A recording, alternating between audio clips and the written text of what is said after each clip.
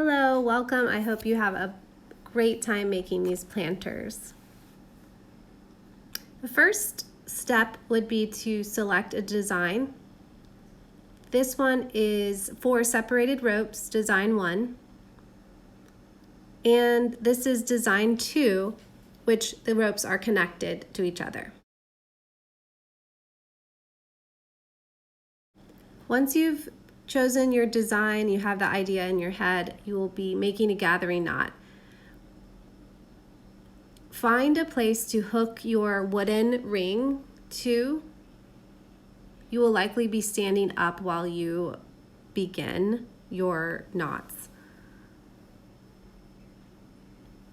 To make a gathering knot, you place the extra string provided in one hand, gather the ropes together with it, and you're going to take the tail of that extra rope and wrap it around, moving your hands down and away as you stack the rope each layer.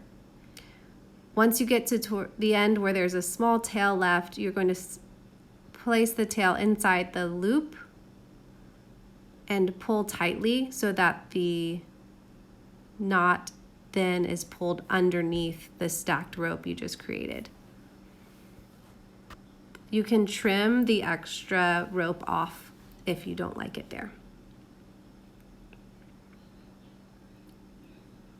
This will likely be done for you, but you will use it again later. Now it's time for deciding on a pattern. You will be using a square knot and half knot tying technique. For both, you will need 4 pieces of rope. There are 2 in the middle and 2 on the outside.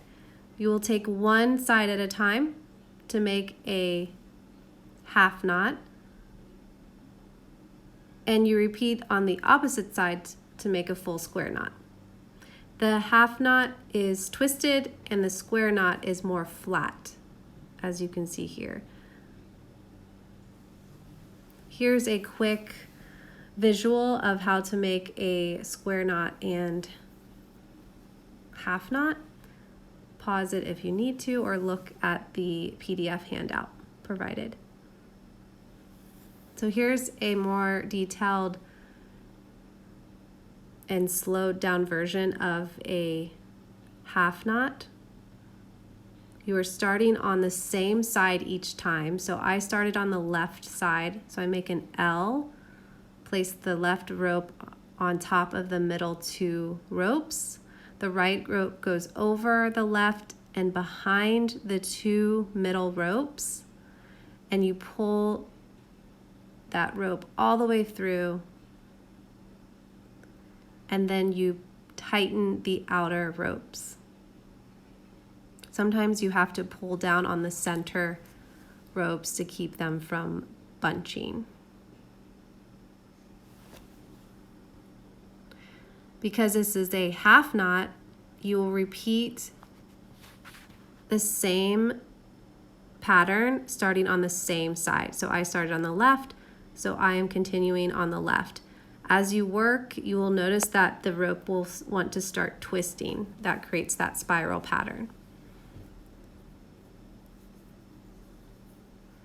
Keep going until you have reached the desired length of your spiral design, and you might want to move to a different, you might want to add space, or you might want to switch to a square knot. It's up to you with your aesthetics. So just quickly, this one is a square knot. It is more flat and square-like in shape, and the half knot is spiral in shape. This is the pattern that I used, and as you can see, I used 2 ropes are identical. I used square knots on that design. You can notice in between my square knots there's just space, so you can add and remove space as you need to. And the other 2 ropes are my spiral knot design, where again you see that I've added space in between one spiral knot to another spiral knot. And that is, again, just your choice of what you feel looks best, what your preferences are.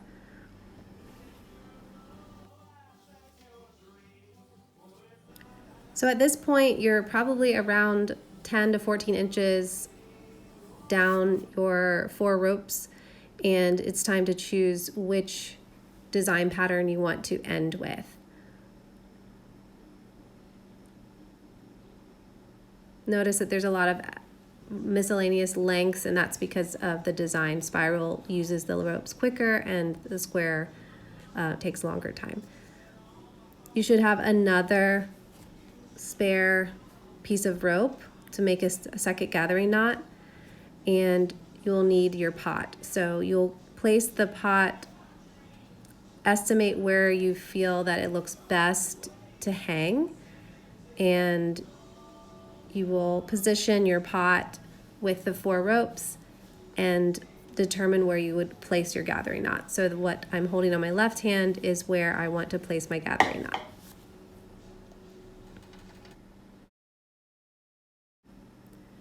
For the final steps of design 1, all you have to do is a gathering knot and it's finished. So here's another tutorial on the gathering knot. If you are moving on to design 2, you will make a gathering knot after you have partnered the neighboring ropes together using a square knot, and that will be coming up shortly.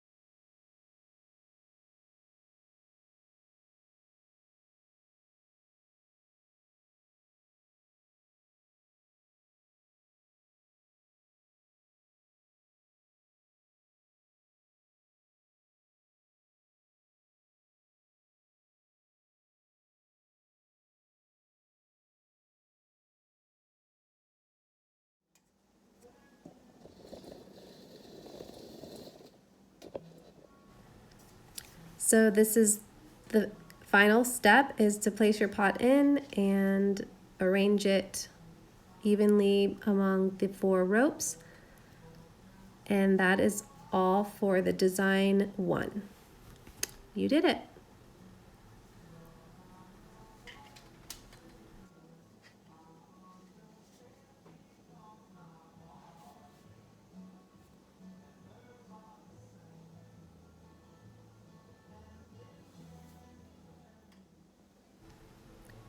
Just to show you a comparison, this is the same design with the 4 ropes separated using a pot that's around, I think, 7 inches in diameter.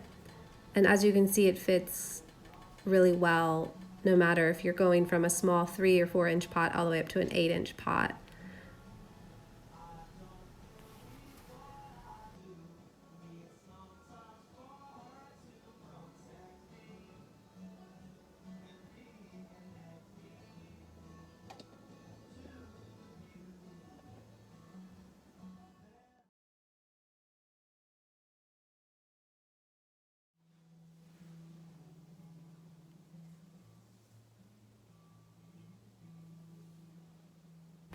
Design number 2 is just one more additional step in between measuring where your pot goes and making the final gathering knot. And it requires you taking 2 ropes from one side and partnering that with the neighboring rope on the other side. So it's still working with 4 ropes, but this time you're borrowing 2 from each neighbor. You'll make a complete square knot, so it'd be a left and a right. And you can make 2 or 3, it doesn't matter. If you have enough rope, you can make 2 or 3 just to make it a little bit longer. And then you're going to pull 2 from your next neighbor over and continue that until you have completed the circle.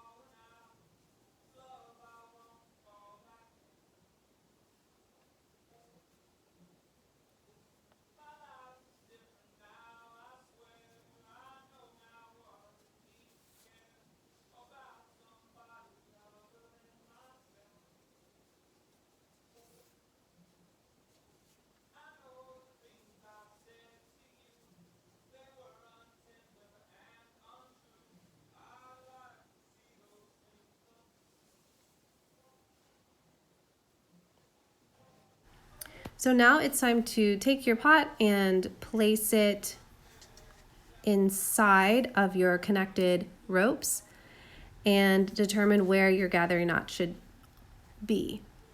You'll want to place it down low enough so that your design is shown on the pot as it wraps around.